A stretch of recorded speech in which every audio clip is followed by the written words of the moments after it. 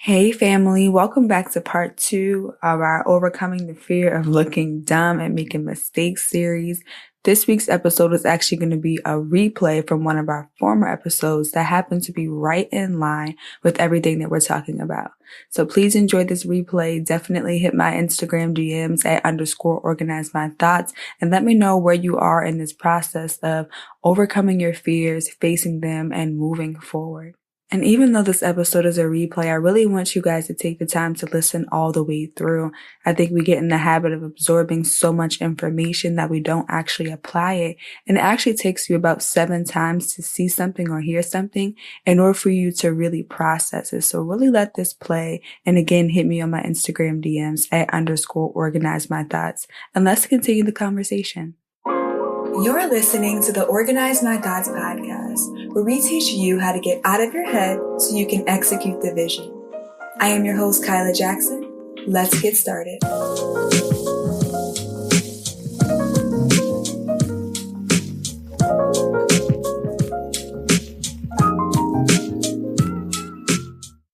Hello, family, and welcome back to another episode of the Organize My Thoughts podcast. I hope you guys are having a good week. It is Wednesday, of course, when this weekly episode comes out.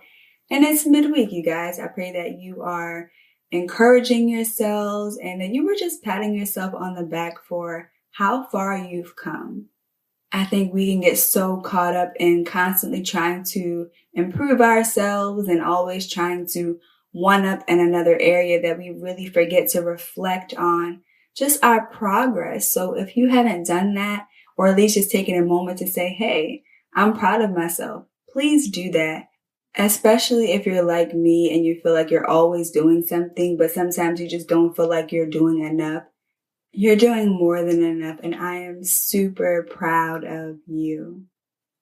So with all that being said, let's go ahead and jump into today's episode. We are in the 3rd week, I believe, of our Eliminating Distraction series. Originally, this series started out as more practical distractions that I noticed that people were experiencing, like their phones, social media, and things like that. But as this series began to evolve and God began to just reveal more to me about what is actually distracting us, I started to notice that it was less about the tactical distractions that we use or the practical things like our phones and social media that were really distracting us, but more about the things that were going on inside of our heads. And so last week in part 2 of our series, we talked about overcoming the fear of putting yourself out there. And we talked about how this fear, it causes you to focus on building for other people instead of building for yourself. It causes you to avoid showing up on camera, ultimately hiding behind your business, trying to be some like anonymous account instead of really addressing the fear that you are afraid to show up as yourself for your business, and that really limits you in a lot of ways. Of course, there are some industries where you don't have to show up and you can just be this incognito, private person running this business. But in this digital world where people want to know, like, and trust you, you do have to show up in your business, and people want to connect with you. They want to relate to you in some type of way. And so definitely check out last week's episode talking about overcoming the fear of putting yourself out there. But today, this is going to be part 3 of our series. And the distraction that we're going to be talking about today is your comfort zone. Yes, we're talking about the comfort zone, the place that we all run to when we don't want to take a risk or we are afraid of what's going to happen next. We're going to be talking about that today. Now, as we talk about this, keep in mind that we are family, so I'm probably going to be in your house, on your couch. As I'm in my own business, I'm going to be in yours too. So let's just go through this together. Of course, I always like to start off with a definition, so I want to give you the definition of a comfort zone. So a comfort zone is a psychological state in which things feel familiar to a person and they are at ease and in control of their environment, experiencing low levels of anxiety and stress. I'm going to repeat it again. A comfort zone is a psychological state in which things feel familiar to a person and they are at ease and in control of their environment, experiencing low levels of anxiety and stress. Another definition of a comfort zone is the level at which one functions with ease and familiarity. Now, the thing that stood out to me in this definition, and both of these definitions of a comfort zone, was that it talks about being in control of your environment. That the reason why we stick to our comfort zone is because we feel like it gives us control. We also know that we stick to our comfort zones typically to avoid stress. Now, if you know anything about walking with the Lord, you know that you are not in control of what happens. God often reminds me that you don't get to decide what your life is like after you say yes. And that sounds like a cute quote that you would post on Instagram and, going about your business. But when you're living a life of obedience, what you're ultimately signing up for is a life outside of your comfort zone. You're signing up for a life of trusting God even when you don't know where you're going. You're signing up for a life of really adventure. Every day walking with God is an adventure. Now, of course, it doesn't sound like an adventure if you are someone who is, for lack of better words, a control freak, like myself. I am the type of person who likes to plan everything out. I need to know where I'm going, how long I'm going to be there, who's going to be there, how long it's going to take for me to get to the destination. I need to know all the details. And so me and God, we butt heads a lot because I'm like, God, what is going on?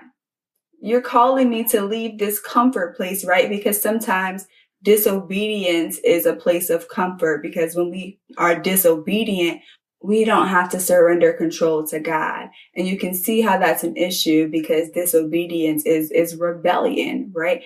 The reason for why you are disobedient doesn't excuse the disobedience.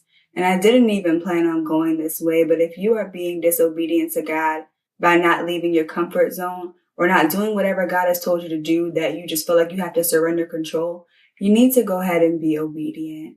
You need to trust that the same God that is leading you is the same God that will provide for you. He's the same God who knows your beginning from your end and who has everything planned out. And matter of fact, He's the same God that said you were qualified to do whatever He put in your heart to do. When you're sitting in your comfort zone, what you're basically saying is that you don't trust God. In so many ways, I hate to put it as bluntly as that, but that's what it boils down to.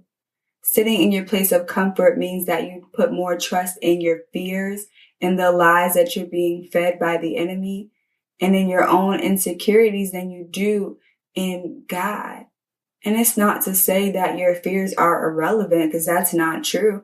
Your feelings matter to God. The things that you are worried about, the things that you are scared about, they matter to God. But what He's looking for is faith. What He's looking for is obedience. Faith is following God enough to leave your comfort zone and believing in something that you cannot see. Faith in the Bible is defined as the evidence of things hoped for and the substance of things not seen. You cannot see what's on the other side of your comfort zone, but God can. And this is why it's so important that we begin to not only just study about our emotions and look for scriptures to deal with our emotions, but to study the word for God's character. It's His character that you need to have faith in when God is calling you to leave your comfort zone, when He's calling you to leave your home, when He's calling you to leave your job, when He's calling you into a city that you've never been into, when He's calling you to step out into the water. All those things require faith. If you can get credit for what God is doing in your life, it's not God. It's you relying on your own strength. Your comfort zone is actually killing the glory zone. You sticking to your comfort and your place where you feel the most safe, which really isn't even a safe place, because a place without God is not safe. That place in your mind that you have made up and considered as your comfort zone, there's no security there because there is no provision in disobedience. So often we're asking God to bless us and expand our territories and to do all of these wonderful things in our life, but we won't even go to the place where He's sending us to get those things. We don't want to leave our comfort zones in order for God to put His glory on us.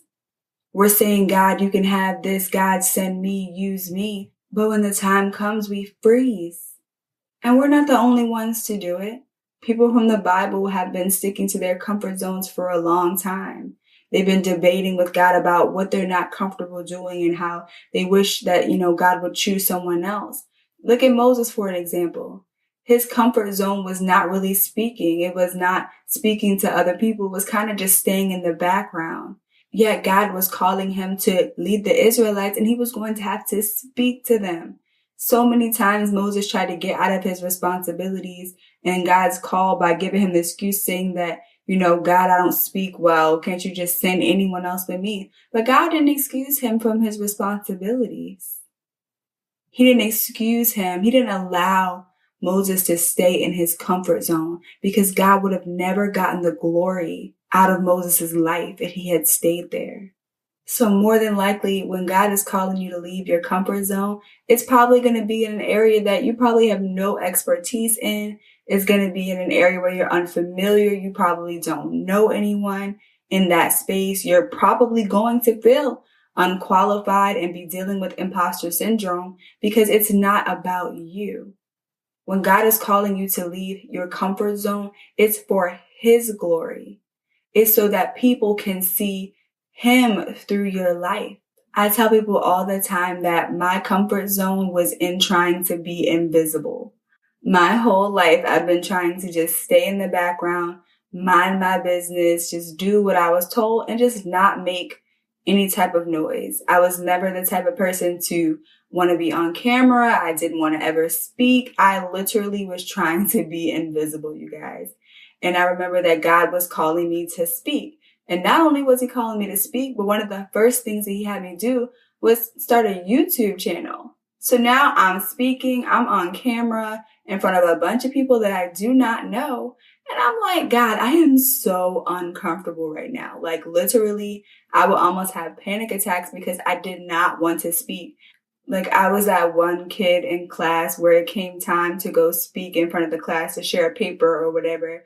And I would be about to pass out. Like my body would get so tense and my face would get red and I felt like no words were coming to my brain. And I literally just wanted to run out the room. I was that kid. And so for God to be calling me to speak, not only just in, online, but now to be speaking in person, I'm like, oh my goodness. And so, yeah, I could have stayed in my place of comfort and been disobedient and be like, okay, God, I'm going to follow you up until this point because my fears are telling me like, just stay where you are, girl. You've done enough. You've been obedient enough. You don't need to do any more. And those are lies. I had to recognize that my personality had to submit to my purpose. What made me feel in control was running. It was hiding. But God was calling me out into the light for His glory. Nothing grows inside of our comfort zone. So I do want to pivot over into some signs that you can tell if you've been operating in your comfort zone. And some of those signs include you've mastered all the components of your life and you're no longer growing. So if you feel like your life has hit this stagnant point and you haven't seen any growth in any area, you've been pretty comfortable where you are, more than likely, or you've been playing it safe, more than likely you've been operating in your comfort zone. If you're afraid to make mistakes and so you find yourself not trying anything new, more than likely you're operating in your comfort zone. If you're starting to isolate yourself and withdraw yourself from friend groups or opportunities because you are afraid of putting yourself out there, being vulnerable with a new group, things like that, you're operating inside of your comfort zone. You're trying to hold on to control of how people will respond or react to you, or you avoiding rejection or anything like that, then you're operating inside of your comfort zone. Another way you can tell is if you reject good opportunities because you don't feel qualified. Now again, when God is calling us to do something that is outside of our comfort zone, more than likely you are going to feel unqualified. And that actually has a purpose, because when you are pursuing the things of God, He wants you 100% dependent upon His strength and not your own strength. He wants you to lean in and press into His wisdom and not your own. Proverbs chapter 3 verses 5-6 says, "Trust in the Lord with all of your heart. Do not depend on your own understanding. Seek His will in all you will do, and He will show you which path to take." Now, some of us have heard that scripture time and time again, but we refuse to apply it when it comes to our comfort zones. We say we trust the Lord with all our heart until it's time to go somewhere we've never been before. We say that we're seeking Him in everything that we do until it's having to seek Him for the strength to do something uncomfortable. We say we want wisdom and strategy from God, but when He gives it to us, we pretend like we didn't hear Him. Or we say things like, "Oh God, that couldn't have been you." Now remember, we're family here. I'm in your business like I'm in my own, okay? But again, if you related to any of those statements and you recognize that you have been operating inside of your comfort zone and you're like, okay, I recognize that God is calling me out into the deep. I need to take some risks and I need to be obedient. Here are some ways that you can leave your comfort zone. The first thing, and these are in no particular order, but the first thing is try a month of just saying yes. If you discern that an opportunity is from God, say yes and commit before the fear takes over. A lot of times we say we need longer to make a decision, but during that time, instead of seeking God for boldness and courage, we often entertain ourselves with excuses and anxious thoughts about the worst case scenarios. I know you guys have probably heard the definition of fear, which means false evidence appearing real. And we begin to believe that false evidence when we are thinking of all the reasons why we should say no. Most of us have been presented with at least one opportunity that we are at least 51% sure that it was God. And we were like, no, I'm not doing it because it makes me feel uncomfortable. I feel like I have to surrender control and I don't know what's on the other side. We can honestly say that we've been in that place. And so by saying yes and committing to it before we have the opportunity to talk ourselves out of it, that is just an example of stepping out on faith. That yes is saying, God, I don't know what's out there, but I trust you. And you can start doing it in small things. It doesn't have to be in a drastic area. God honors the baby steps of faith that you take. And so start to say yes to those little things that push you outside your comfort zone. And then you can graduate into the bigger things. Remember, this journey of leaving your comfort zone is about progress, not perfection. And just a bonus tip, as you begin to take these yeses and these small steps of faith, start to document them so that you can go back and encourage yourself the next time you have to make a bigger step. I do this in the notes section of my phone. I also have started doing this through my voice memos. Every time I take a leap of faith, I will record, the process and the result inside of my voice memos. And I'll, of course, date it and then title it based on what the step was. But what recording it does allows me to, one, capture the enthusiasm that I felt at the moment that it happened. And it also increases my faith. It says that faith comes by hearing. So just like you would YouTube testimonies and things like that to listen to build your faith, when you are recording yourself as you begin to take these leaps of faith, you are actually building up your own faith. You're putting yourself in remembrance of what happened the last time and how God showed up the last time in that, in that risk taking that you did. So the next time that you go and have to take another step that's a little bit bigger, you have this arsenal of testimonies that you have personally gone through. The next thing that you can do to leave your comfort zone is to surround yourself with risk takers. This can be done online or physically. There's this statement out there that you are the combination of the 5 people that you surround yourself with. If you are surrounding yourself with people who are always afraid to take risks and they're stuck in their comfort zones and they're just sitting in places where they're just comfortable where they are, then more than likely you will be the same way. So you have to surround yourself with people who are thinking bigger, who are taking leaps of faith, who are being obedient. You can only grow to the level that you are exposed to. So start joining some online groups with people who are going in the direction that you want to go. Go to some local meetups and start meeting people who are, again, in those spaces and who are bold and innovators and risk takers, pioneers. You want to surround yourself with those type of people. And you can even ask God to send those people into your life. Start to pray for divine encounters and Holy Spirit-filled connections. I like to say that faith is contagious, and if you get around the right people, you'll catch that measure of faith if you believe. And the last thing that I'm going to mention that you can do to leave your comfort zone, again, these were in no particular order, is that you can study God's faithfulness and character. We talked about this in the beginning of the episode, but studying God's faithfulness and his character is going to be crucial for when you are taking these leaps of faith. When you have to leave your comfort zone, you're going to need to put your trust and your reliance on the one who is leading you. When you learn more about the God who you're putting your trust in, you'll be more willing to take risks because you understand that you always win with him. It's hard to put your trust in a God that you don't know. Often when you read the Bible, the characters in the Bible will say things like, the Lord, my God, right? They won't just reference God as just a distant entity. They say the Lord, my God. And that signifies a personal relationship with him. That signifies that, hey, I trust you because of your goodness, because of your faithfulness, and because of your character and your track record with me. But in order to know God that way, you have to walk with him. And walking with him is being obedient even when you do not know all of the details. It takes faith to leave your comfort zone, and you build your faith by getting to know the one who created you, which is God.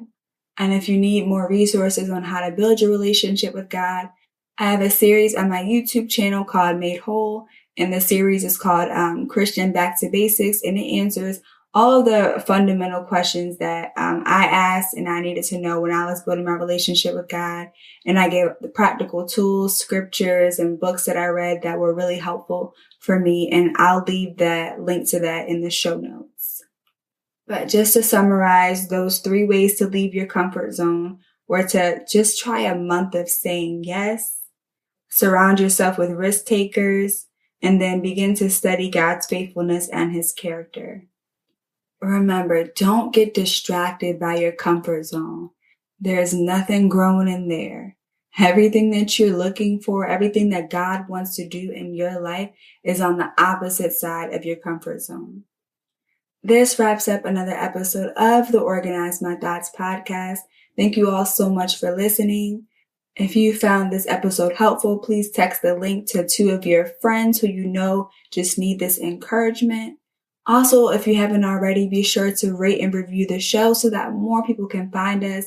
I read every single review and they all warm my heart and are so encouraging. I love you guys, and I'll talk to you on the next episode.